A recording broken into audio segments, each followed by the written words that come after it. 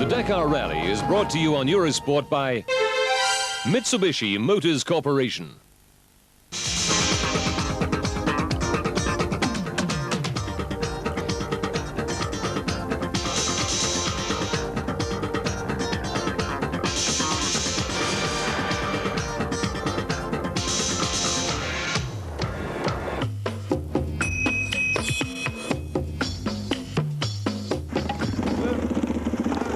The legend of the Dakar began in 1979 when the first competitors assembled for the start held in Paris under the auspices of Thierry Sabine, the man who had created the event as an opportunity for amateur drivers and riders to experience the challenge and the thrill of crossing some of North Africa's most demanding terrain and producing a link between the capital city of France and some of France's former colonies.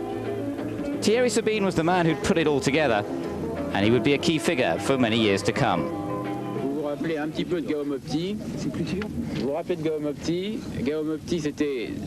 remember Gaumopti, he says. They were quite good tracks with very sudden obstacles, and suddenly the tracks became totally destroyed. Today's almost the same. The only difference is that the obstacles are closer together. Thierry Sabine, one of the founding fathers of the event, but also very keen to see the event's progress throughout the years. The machinery at this time was largely very standard. It was long before the works teams got involved with their very modified machines. The real heroes of this first event, though, were the motorcycle riders, and the African people were very glad to receive the event on their soil. The first car to cross the line was the Range Rover, Genestier and Limousin, but in those days it was the overall classification that counted, and in fact the motorbikes beat the cars, and the winner overall was Cyril Neveu on his Yamaha, a delighted man to win the first ever Dakar event.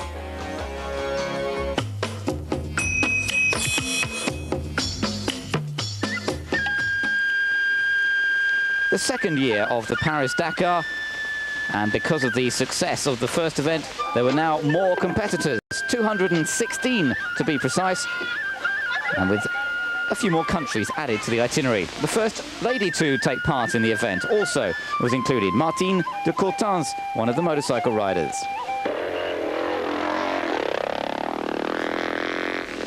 Already we began to see a little bit more involvement from some of the car manufacturers. Volkswagen made an official entry with their Jeeps using Audi engines.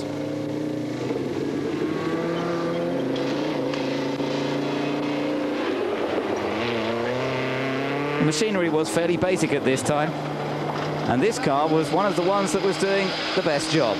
The Renault 4 four-wheel drive of Claude and Bernard Marot. They would become regulars on the event and score quite a lot of success over the years.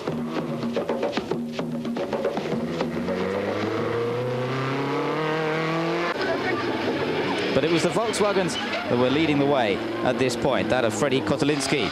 Claude Marot and his brother were still trying hard. It was hard, he said. I thought I'd destroyed the car today. We jumped at least 1 meter high. It's crazy. It was hell out there. It's amazing that some of the heavier cars that stay on the ground better haven't made it here. I can't believe it. Well, indeed, that Renault 4 was a very tough little machine, and although it flew through the air on various occasions, it was able to make it through to the finish. On the motorbikes, the single-cylinder Yamaha of Cyril Neveu was up against the powerful BMWs of Hubert Auriol and Fenouil. The Volkswagens, though, were the ones dominating things up front, battling with that Renault 4 of the Marot brothers, but it wasn't going to be quite enough to take the victory. On board with the Marot brothers in their attempts to do battle with the Volkswagens, but it was indeed Formula 2 driver Freddie Kotelinski who came through to win this second event for Volkswagen. Journalist Patrick Zanaroli took second place for VW as well, and the Marot brothers had to settle for third, and Cyril Neveu took his second victory for Yamaha.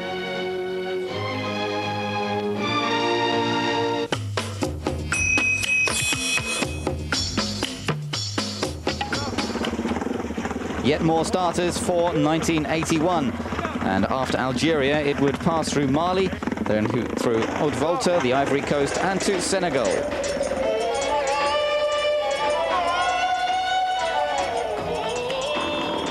This time, some really serious sand dunes to be dealt with by the competitors. And of course, the problem of navigation, a difficult one in these early days of the Dakar.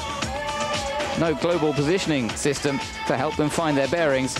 It's a lot more basic than that. Many of the riders deciding to ride together and to make mistakes together rather than alone. Obviously, a motorcycle out on his own in these sort of conditions, in these sort of deserts, can be very dangerous. The event was becoming more and more serious, and the top riders were really beginning to pile on the pressure. Citroën were involved in a small way on this third event of the Dakar, but they were up against the Range Rovers and the like, and they weren't going to be competitive in this early stage of their Dakar career. A big battle in the motorbike section through Mali between the big BMW of Hubert Auriol and Fenouil and the agile Yamaha of Baku and Morel.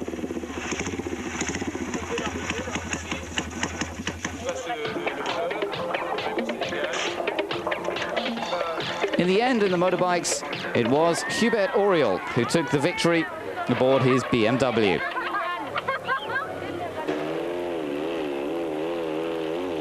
For Auriol, it was the first of several wins on the Dakar, and the man who is now the organizer of the current Dakar proved his worth as a competitor these many years ago. In the car section, it was René Mech in a Range Rover who took the overall victory ahead of the buggy of Courtel and Courbetta in second, and Briavone and Delière in a Lada in third place.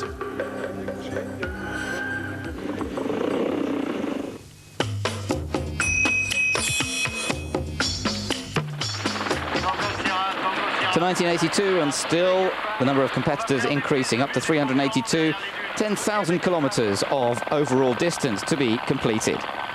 More support now from helicopters, more safety crews on hand as well. The whole event was becoming more and more serious. The Marot brothers were back. They'd replaced their aging Renault 4 four-wheel drive for a Renault 20, a prototype Renault 20, also with four-wheel drive and turbocharged, specially built by the Marot brothers. Some fairly serious opposition, though, from the likes of Mercedes. Jackie Ickx, the many-time Le Mans winner and former Grand Prix driver, was driving for Mercedes, and there was also the Range Rover of René Mech to deal with.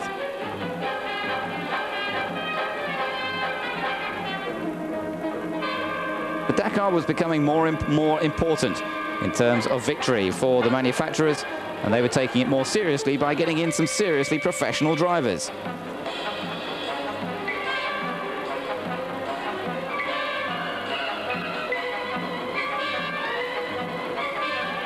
But the two Marot brothers were doing a superb job with their Renault 20, which proved to be fast on the fastest stretches of the desert sections, something the Mercedes perhaps couldn't quite match.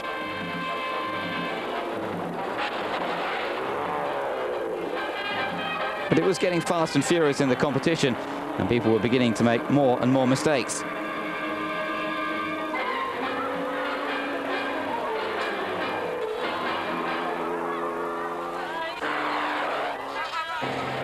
On board with Claude and Bernard Marot in these early days of the Dakar. A very different experience to watch one of these drivers at the wheel.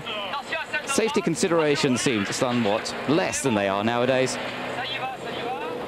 And the two brothers discussing the issue of trying to miss the local cattle.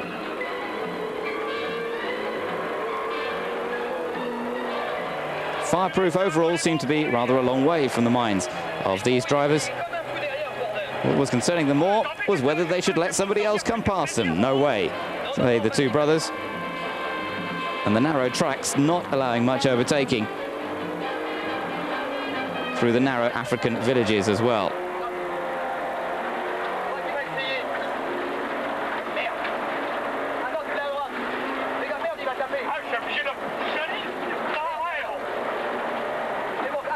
The cameras of the day perhaps providing us with a little bit of extra entertainment,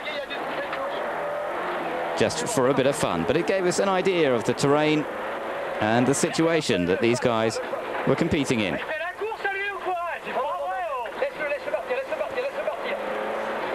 You can even find the odd horse through the tracks that was prepared to give them a race for a little while. So to the end of the event, and indeed the Marot brothers coming through to take victory with their Renault 20. Briavoine and Dallaire and Delade finished in second, and Jassot and Brière in a Mercedes finished third. In the motorbike, Cyril Neveu took the win once again ahead of Vassar and Verhaeg.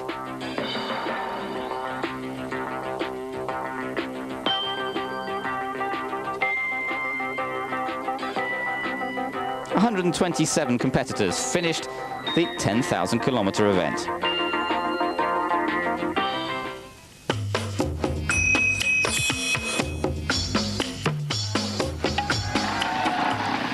For the start of the 5th Paris Dakar, Jackie Ickx was back again once more with Mercedes, with an even more determined effort from the Mercedes team, backed up by Claude Brasseur, the French film star. Mercedes had been modified slightly for this next running of the Dakar to try and improve their straight line speed to match that they'd seen from the Marot brothers' Renault 20 the year previously. Ickx had lost out in the previous year, the competition being won by the Marot brothers, largely through missing one of the vital checkpoints along the way. In the bikes, BMW still represented by Hubert Auriol, Range Rovers being driven by René Mech, Patrick Zanaroli, and by Pierre Lartigue, a man who would play a much bigger part in the Dakar Rally some years later. In that bike section, BMW, Honda and Yamaha were all very, very close. A part of the desert scene through any Dakar, the overnight bivouac, a chance to rest and recover a little bit and to make the vital preparation before the next stage continues.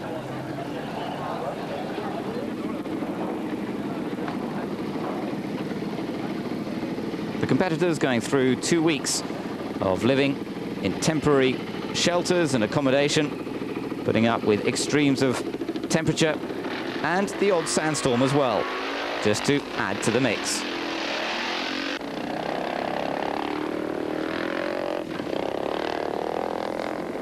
In this year of 1983, indeed, sandstorms were a particular problem.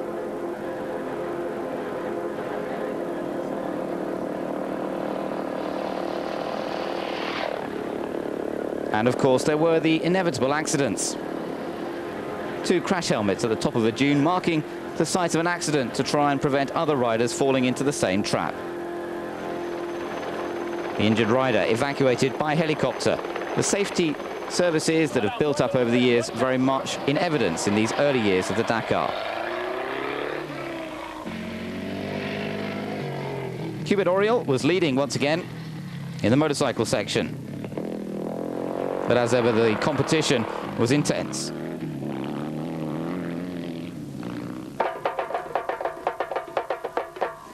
Tough terrain for the bikes, particularly in terms of getting punctures and to keep it all going. Even Jackie Ickx, the experienced racer that he was very impressed by the performance of the motorcycle racers. Says, I've got a great deal of admiration for the riders because what they've done for 2,300 kilometers, even if the allocated time was not too difficult, what they've done on such a difficult track with rocks and holes and steps, it's amazing. It must have been so difficult for them. It seemed crazy to have a stage of 2,300 kilometers, but then in fact it was just the last 100 kilometers that was the worst. We felt that we would never make it. Well, Auriol did indeed make it through that marathon stage of 2,300 kilometers and managed to continue all the way to Dakar to take another victory on the event. The arrival on the Dakar beach, with Drobek finishing second for Honda and Wano finishing third for Suzuki, but BMW took the overall victory again. And in the car section, it was the turn of Jackie Ickx to take victory. With co-driver Brasseur, they won the 1983 Dakar. 4, and the number of competitors now up to 427. It was still expanding as the rally got underway on the 1st of January, once again from Place de la Concorde in Paris. The route, some 12,000 kilometers long, and visiting some new countries along the way this time.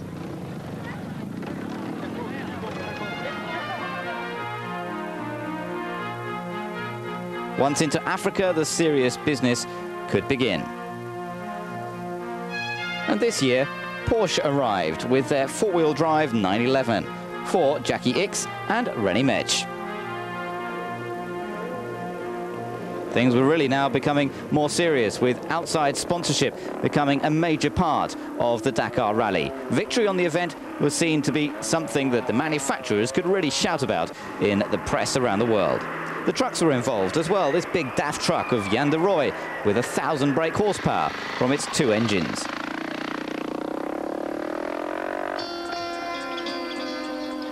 And Mercedes were also competing in the truck section.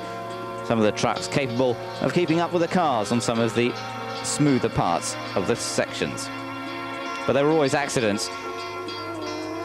In this case, one of the Honda support trucks. Accidents have always been part of the Dakar, sometimes with tragic consequence. Porsche were leading the car section, whilst BMW were leading in the motorcycle section. The battle again between Hubert Auriol and this time with Gaston Rayet, both on BMW, and Rayet, former world motocross champion, now switching his attentions to the Dakar. Fenway was also riding a motorcycle, and thankfully he survived this rather nasty looking accident. It was a big fall, but he was not seriously hurt. To the end then, and René Metsch took victory for Porsche, and their big effort was suitably rewarded. Zanaroli and Da Silva finished second in a Range Rover, and Andrew Cowan finished third in a Mitsubishi. In the bikes, it was Gaston Rayet who just took the advantage over Hubert Auriol, another win for BMW. And Thierry Sabine had the pleasure of being thrown into the sea as a result of his success in organising the event.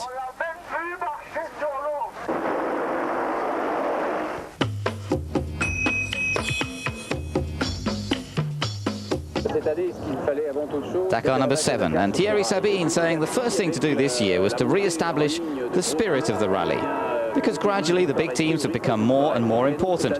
The human element was in danger of disappearing. So it was important this year to put things back in their proper place, to put man ahead of machine, and to put the human qualities ahead of the mechanical qualities and the money. Thierry Sabine's words, very important in the future of the Dakar, and indeed they've come back again as we get close to the start of the 1997 Dakar, which again has gone back to the roots of Thierry Sabine's hopes and wishes for the event. After the start official in Northern Africa, in Algeria, it was once again into the desert. A strong team of Mitsubishis were here this year, and again Porsche were here, this time with the 959 supercar. Many personalities wanted to compete on the event. It was becoming big news, including the French rock singer Daniel Balavoine. We made a mistake, he says. We took the wrong direction for 7 kilometers. Then we realized, we came back, we studied the maps. Well, we managed to do what we have to do, but it's tough. Princess Caroline of Monaco also on the event. She said we expected to make many mistakes, to experience disasters, but the mistake we made today could easily have been avoided, so we're a bit disappointed. Not quite such a celebrity, but a man out to win, Yann de Roy, with a lighter and more powerful DAF truck on this year's event. Into the Tenere Desert, and one of the massed starts for the motorcycle riders, making some pretty dramatic pictures.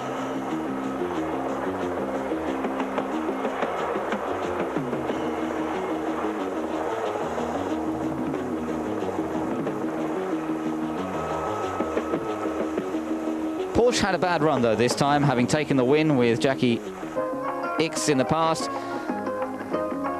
They retired one by one, and that saw victory this time for Mitsubishi. Zanirola and Da Silva leading the event at this point.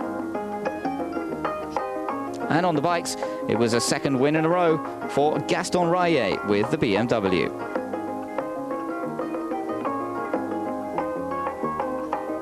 So to the finish once again in Dakar, Zaniroli and De Silva bringing their Mitsubishi home first, and it was a Mitsubishi 1-2 with Andrew Cowan taking second position.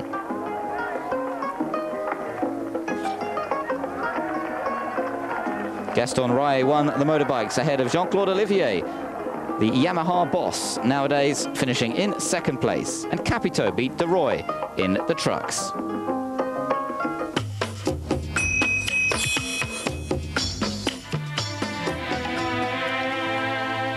'86 and the 8th Dakar. But there was sadness on this event. Thierry Sabine, the organizer from that first year in '79, was killed in a helicopter accident on January the 14th. 4 others died in the accident, including the French rock star who'd competed on the previous event, Daniel Balavoine.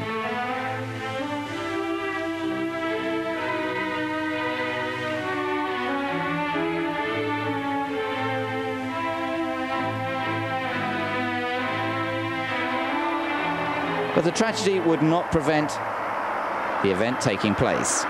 It was the longest Dakar so far, with 15,000 kilometers in total to be completed and 550 starters.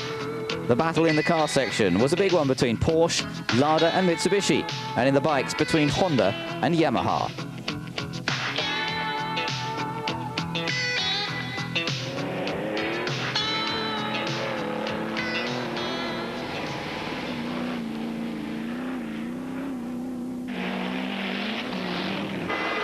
The bikers in particular came up against some pretty difficult conditions that we would become more used to as the television pictures were beamed around the world of the Dakar. Getting stuck in a soft sand dune is never easy to deal with, and it's a time that the motorcyclists have to help one another if they're to get out. And it wasn't only the motorcyclist in trouble. That's all that's left. It was just going too well. A completely burnt-out wreck, signalling the end to their challenge. And this year, Hubert Auriol in trouble as well. Having injured his shoulder, he was forced into retirement.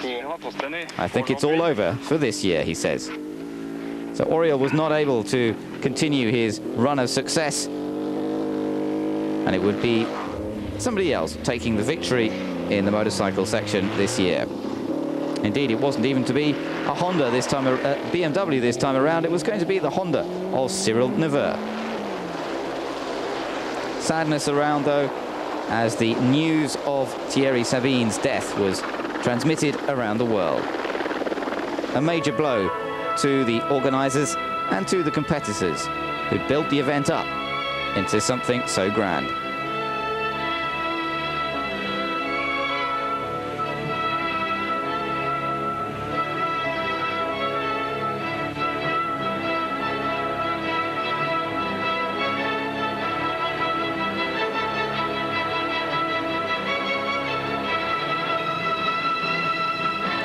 So in the bikes, Cyril Neveu took victory for Honda, coming back to take another victory.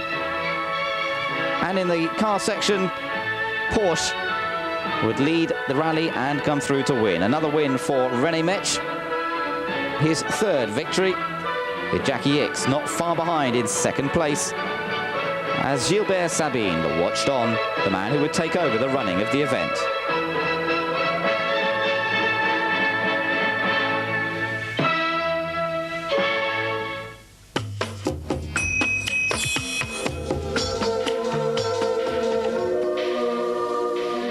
To 1987, and memories were still very much of Thierry Sabine. His ashes were scattered in the Tenerife desert. But the organisation and the running of the event had now switched to his father, Gilbert Sabine. He wished to continue the tradition that his son had established,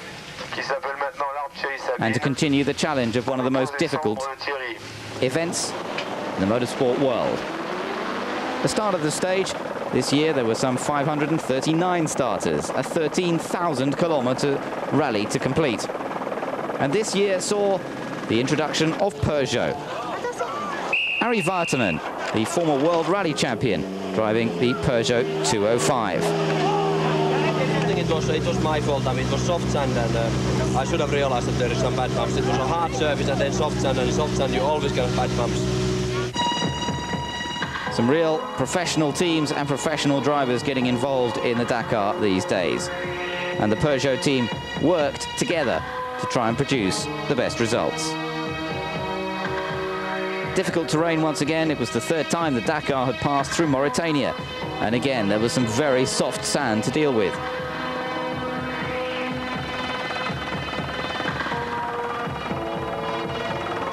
Of the 539 who started the event, just 111 would finish.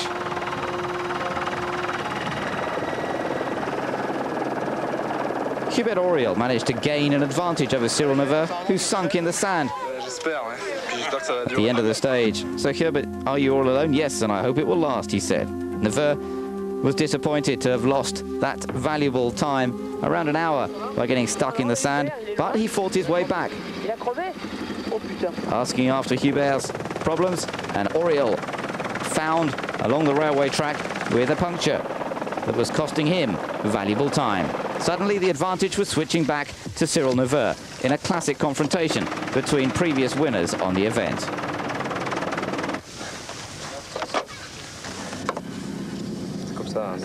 That's the way it is.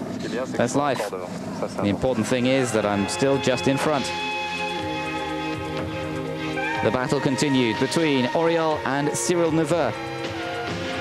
But it wasn't going to last that much longer for Hubert Auriol.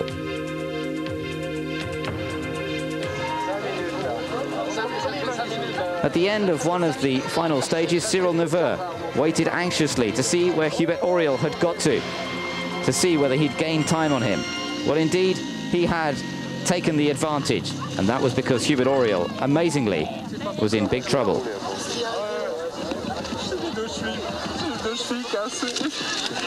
I've broken both of my ankles. Hubert Auriol was in agony, but he'd finished the stage. It was the end of the event, though, for him, and Cyril Neveu would win the motorbike section. Harry Vatanen took victory for Peugeot in the car section, and Jan de Rooij won with the truck.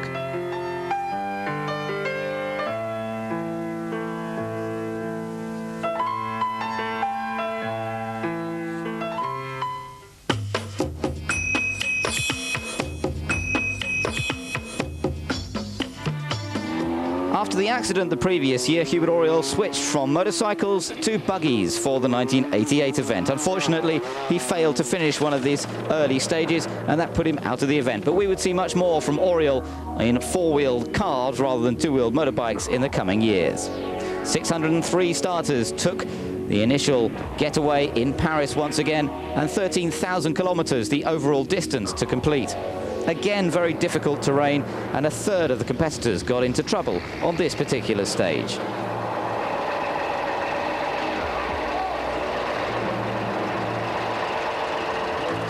Peugeot had made a few changes, and their new 405 had replaced some of their 205s, still with a 205 to help support the other cars, with Ari Vatanen and Juha Kankkunen, the top drivers, competing. Pierre-Marie Poli lies on the bike to try and gain a little bit of straight line speed, just to prove that all the motorcycle riders on the Dakar really are crazy. The DAF truck of Jan de Rooij on the far side, actually going faster than the Peugeot. The prototype trucks were really in amazing technical configuration by this stage, but sadly the rapid support truck that was following that DAF crashed very badly at 200 kilometers per hour. Kees van Lovesen was killed. He was one of 6 deaths on the 1988 Dakar. Jan de Rooij withdrew from the event along with the entire DAF team. And this marked the end of the prototype trucks on the Dakar.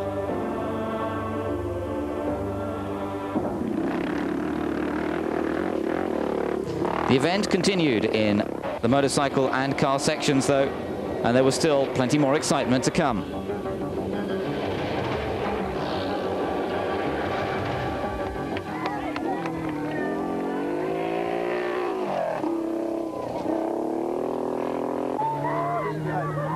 Ari Vatanen had been having a pretty good rally, but astonishingly, his car got stolen from behind a sand dune. Nobody could find it. It had disappeared completely.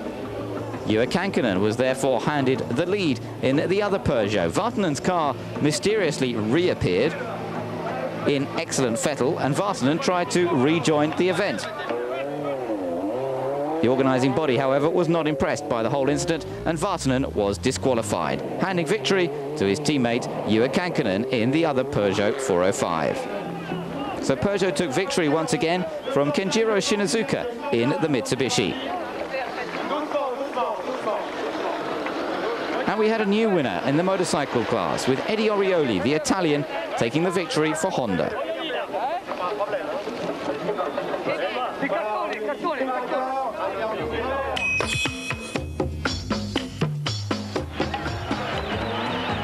In 1989, the Dakar again started from Paris, but there was a prologue held in Barcelona. Ari Vartanen started in fine style with 11,000 kilometers to go by rolling it on the prologue.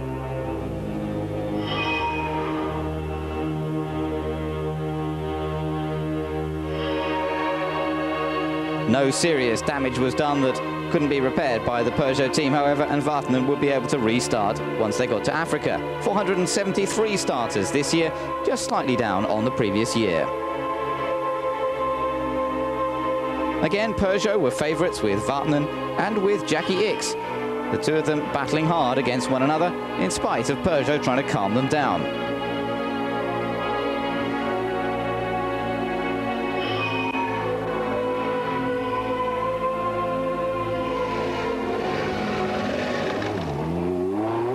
The 405s had been further modified and tuned, and the team was a big enterprise, determined to take victory once again for the French manufacturer. The Dakar becoming big news in France, and hence the involvement of the big French manufacturers to try and gain useful headlines.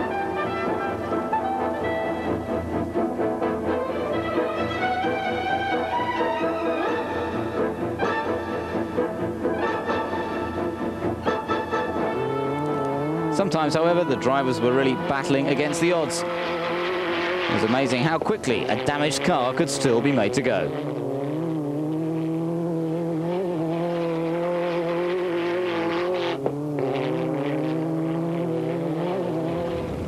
On the bikes, Gilles Lallet for Honda and Stefan Petter-Hansel, a man who would become legendary in his own right on the Dakar, with the Yamaha, were battling very hard. Petter-Hansel arriving at the end of one of the many stages, having just suffered a fall and having lost time to his great rival Gilles Lallet.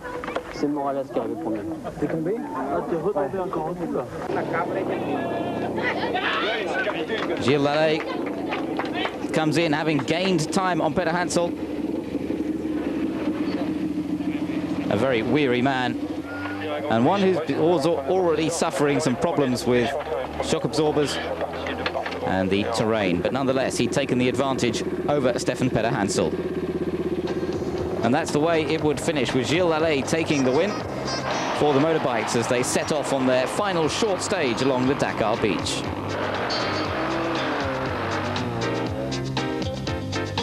In the cars, it was victory once again for Ari Vartanen, with Bruno Berglund for Peugeot. Jackie Ickx finished second, and Patrick Tambay finished third for Mitsubishi.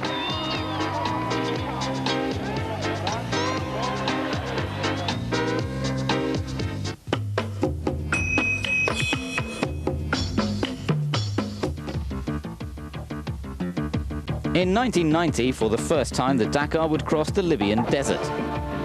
Peugeots were back once again with a new colour scheme, but just as expectant of taking the victory.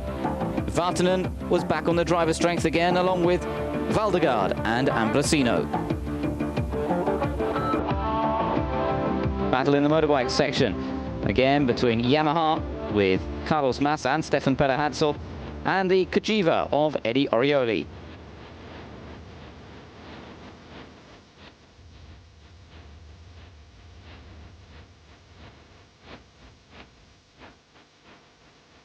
The Italian on the Italian bike was out for victory this time around to try and beat Yamaha, but the odds perhaps stacked against them a little bit. The Tuareg tribe enjoying the presence of the rally in their terrain. Jackie Ickx getting a fairly useful massage to try and clear up the bumps. Jean Todt there as the manager of the Peugeot team, and Ari Vatanen saying it wasn't really a good day for us. Bruno Berglund was ill. He felt really sick. Maybe he ate something not very fresh last night. And I basically was going too quickly. I made a bit of a mistake myself and just hit some trees, damaged the car. Stefan Peter-Hansel forced to retire out of the event, ending the battle he was having with Eddie Orioli. And more of those motorbikes were in trouble in the soft sand.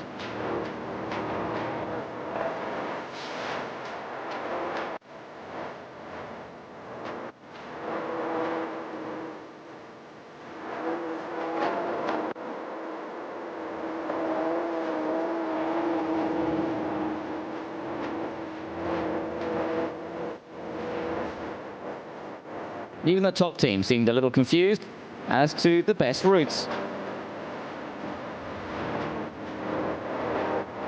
But one of the best was Jackie Ickx, who this year had switched to a Lada. With Porsche power, he'd got through this most tricky stage better than many of the others. I think it was the most difficult we've ever done in any Dakar. And in other rallies, by far the most difficult of any rally. And so to the Pink Lake and the start of the final stage. And Eddie Orioli came through to take the win for Cagiva. In the cars, the three Peugeots came in together. First for Vatanen, second place for Bjorn Valdegaard, and third place for Ambrosino.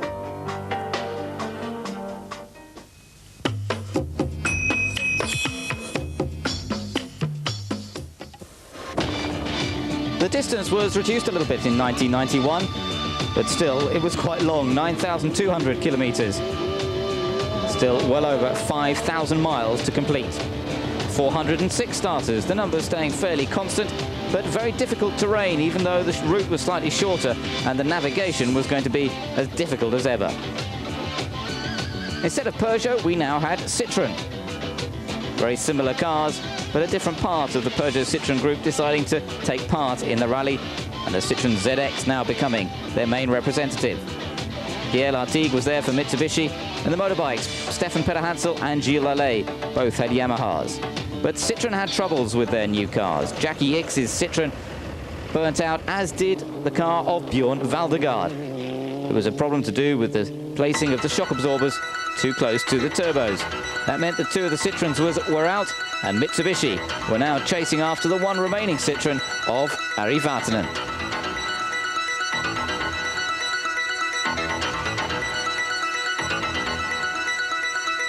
The navigation difficulties predicted by the organisers proved to be real. But Ari Vatanen was able to make his way through safely to record another victory, his fourth win in the Dakar.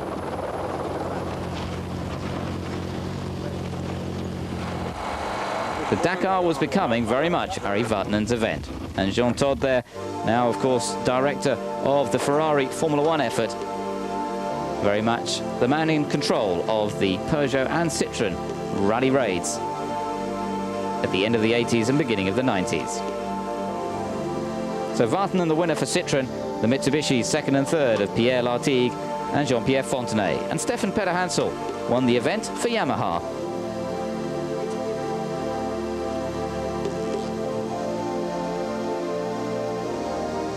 The celebrations once again with the Finnish flag.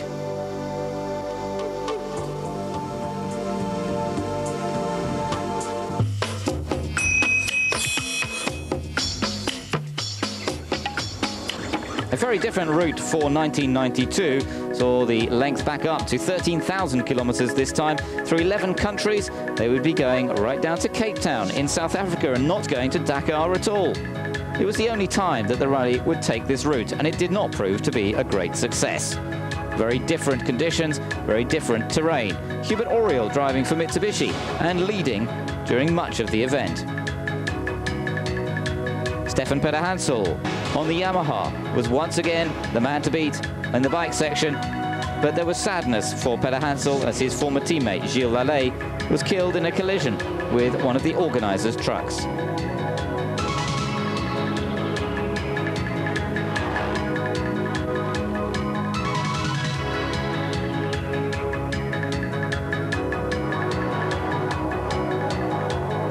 demands of the rally were quite different, but political problems through the various different countries that they passed also made it a difficult event to organise.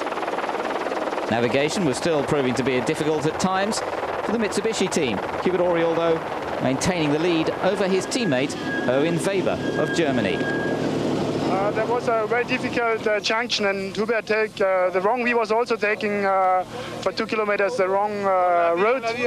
We turned and then we found the right way. So I don't know how long he is searching. Hubert Auriol, though, would take victory and lead Mitsubishi to the top 3 places. The event was not a good one for Citroën when the cars were all delayed very early on in the Libyan desert. The arrival in Cape Town, and victory once again for Stefan Peter-Hansel. And the 3 Mitsubishis coming through to the finish. Hubert Auriol, the winner, ahead of Erwin Weber in 2nd place, and Kenjiro Shinozuka in 3rd place for the Japanese team.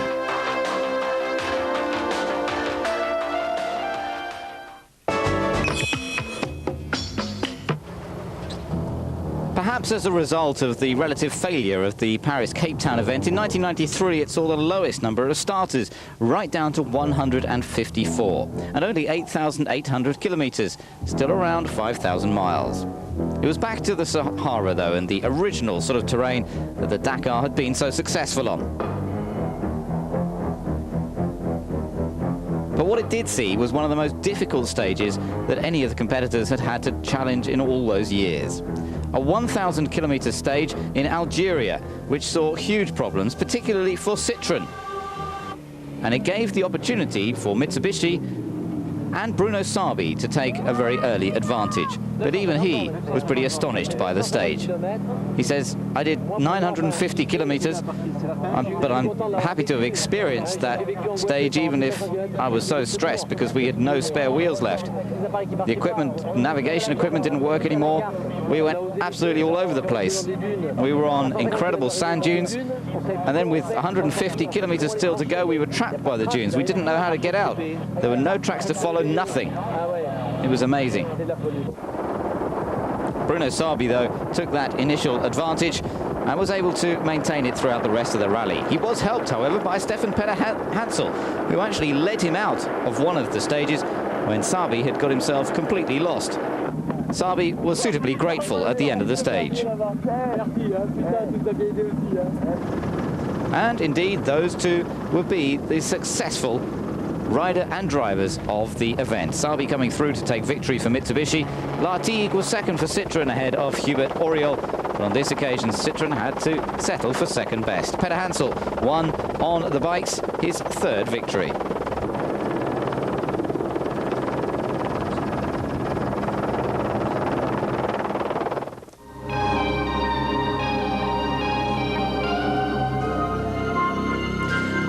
To 1994, and a change of route again, as although it started in Paris and went to Dakar, this time it returned to Paris as well.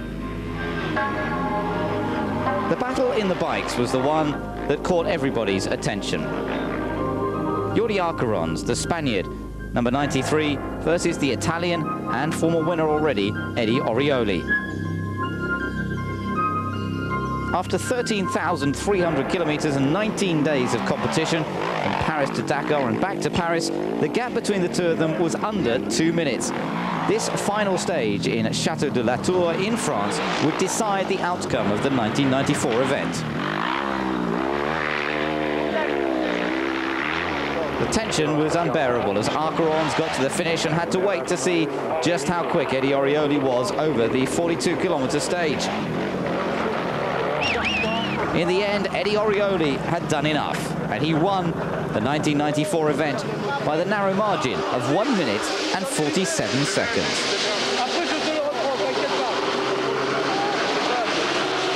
A tremendous achievement for Orioli, another win, but in the most difficult circumstances. Les 42 kilomètres plus longs. They were the longest 42 kilometers of my career. I was watching the readout of the speedometer, the number of kilometers, 15, 20, 25. I thought I would never reach 40. Then I saw some houses. I knew that I was close to the end. And then I saw someone give me a sign that all was well. So I slowed down a little bit for the finish. In the cars, Citroën saw another victory in the hands of Pierre Lartigue. A big advantage for Lartigue of 1 hour and 28 minutes. Now I can smile, he says at the end of the stage, because we've got through this last special stage. It feels great. We had no problems at all. We played safe, and it's great to finish. So the celebrations and the finish in Euro Disneyland in Paris. First place for Lartigue and Perrin for Citroën. Second for Oriol and Picard, also with Citroën. And third for Vomberg and Cotre in their buggy. The final celebrations by the Arc de Triomphe.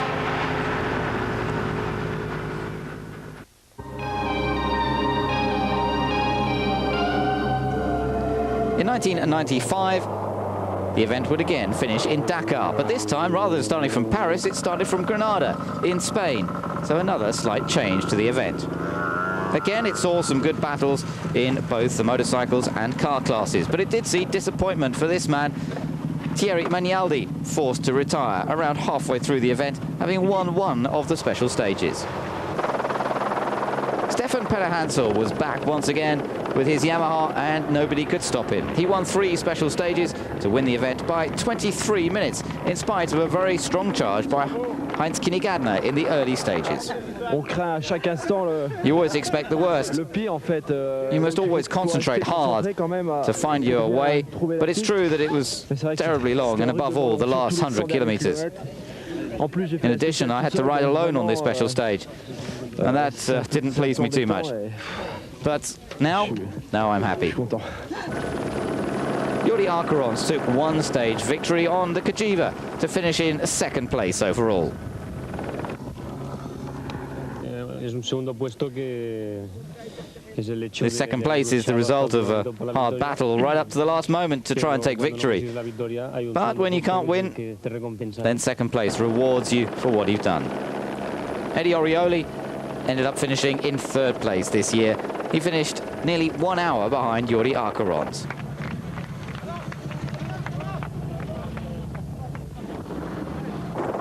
In the cars, Citroëns were again on top. Although not the top 3 places, they did take that all-important win, and again it was courtesy of Pierre Lartigue. The Citroëns were 1st, 5th and 15th, with 2nd and 3rd going to Mitsubishi with Sabi and Shinazuka.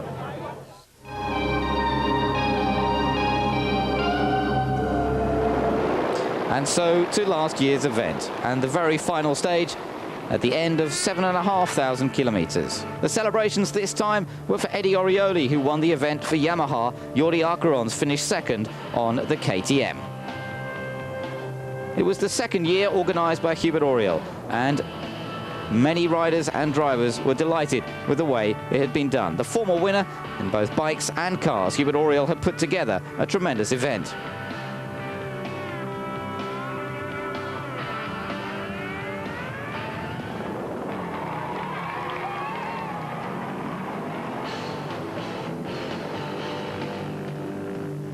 In the cars, Citroën once again took victory with their latest ZX Evolutions. Pierre Lartigue was the winner ahead of Vomberg and Fontenay for Mitsubishi.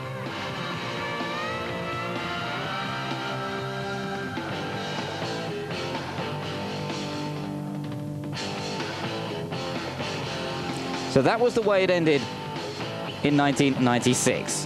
For 1997, it's all change. Hubert Oriol has banned the Works prototype cars, so we won't see Citroën competing in the 1997 event.